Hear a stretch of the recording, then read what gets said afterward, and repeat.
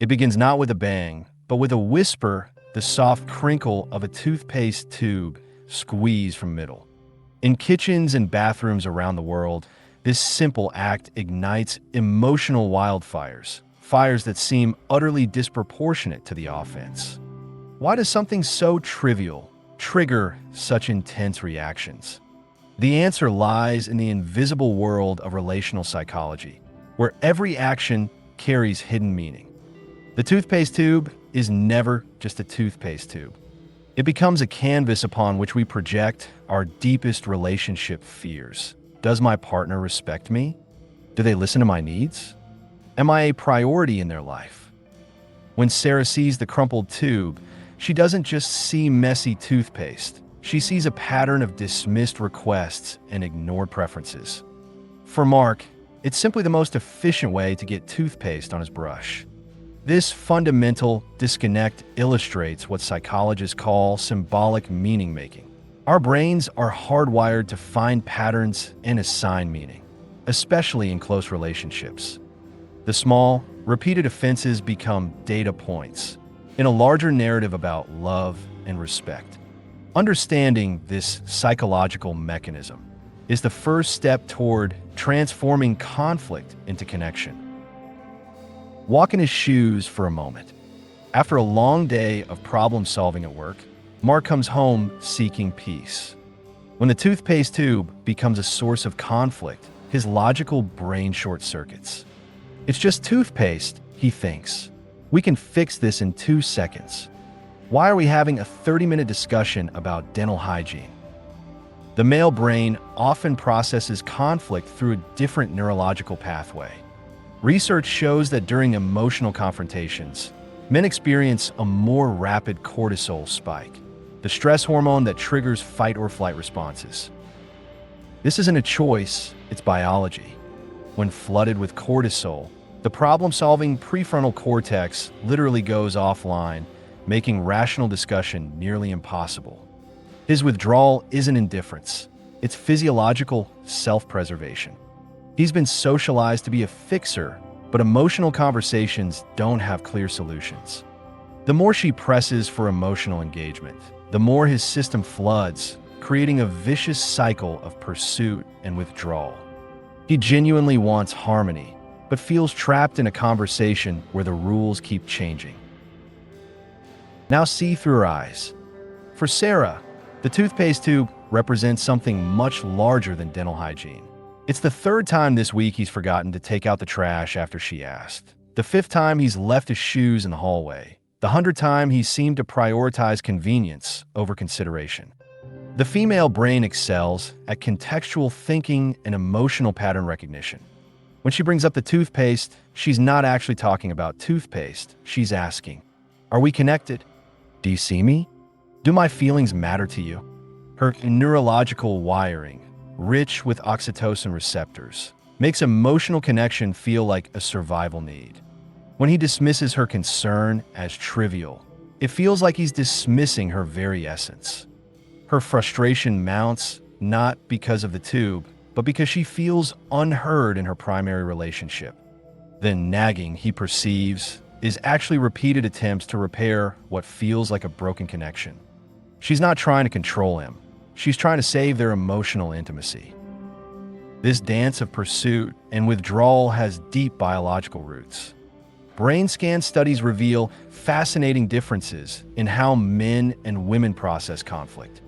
When faced with emotional tension, male brains often show increased activity in the amygdala, the threat detection center, while female brains demonstrate more activity in regions associated with verbal processing and emotional analysis. This creates a perfect storm. She wants to talk it through to feel better, while he needs to withdraw to avoid feeling worse. The more she pursues conversation, the more threatened he feels. The more he withdraws, the more abandoned she feels. It's not that one approach is right and the other wrong. They're different biological strategies for managing stress. Understanding this neural mismatch is revolutionary. It means you're not crazy and your partner isn't malicious. You're just running different emotional operating systems. The conflict isn't a sign your relationship is doomed. It's an opportunity to learn each other's language. The good news is that we can rewire these patterns with conscious practice. Here are science-backed strategies that work. 1. The 20-minute rule. First, implement the 20-minute rule. When either partner feels flooded with emotion, either can call a 20-minute break, no questions asked. This isn't stonewalling, it's strategic de-escalation. Use this time not to stew in anger, but to do something physically engaging that lowers cortisol levels. Take a walk, fold laundry, or listen to music. 2. Meaning translators. Second, create meaning translators. You can learn to hear her complaint as, "I need to feel connected to you," rather than, "You're a terrible person." She can learn to see his withdrawal as, "I'm overwhelmed and need space," rather than, "I don't care about you." 3. Complaint versus criticism. Third, practice complaint versus criticism. A complaint addresses a specific behavior. "I feel frustrated when the toothpaste tube is messy." A criticism attacks character. "You're so inconsiderate with the toothpaste." One invites solution, the other triggers defense. What if your greatest conflicts could become your most powerful connection points? The couples who thrive aren't those who never fight about small things. They're those who learn to use these moments to deepen understanding. 1. Appreciation bids. Start practicing appreciation bids. For every complaint about the toothpaste tube, find 5 things you appreciate about your partner. "Thank you for making coffee this morning. I love how you played with the kids after work. Your laugh during the movie made my night." 2. Collaborative patterns. Create new patterns together. Maybe you decide to buy 2 toothpaste tubes, his to squeeze, hers to roll. The solution matters less than the collaborative spirit behind it. When you work together to solve these small conflicts, you build muscle memory for handling bigger challenges. 3. The 5:1 buffer. Remember the 5-to-1 ratio discovered by relationship researcher John Gottman. Thriving couples maintain at least 5 positive interactions for every negative one. The small, daily moments of appreciation, affection, and humor create a buffer that helps you survive the inevitable conflicts about toothpaste, towels, and toilet seats. The differences between his brain and her brain aren't design flaws. They're complementary features. His logical approach can ground her emotional storms. Her emotional intelligence can help him access parts of himself he didn't know existed. The toothpaste tube that once caused fights can become a reminder. We're different, and that's our strength. Your relationship isn't failing because you fight about small things. It's growing because you're learning to navigate your differences.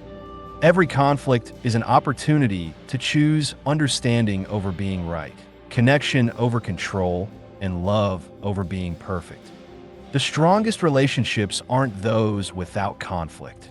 They're those where both partners feel safe enough to be imperfect, knowing they'll be met with grace rather than judgment. Your different brains, when working in harmony, create something neither could achieve alone. A love that understands, accommodates, and celebrates. What makes each of you uniquely, wonderfully different?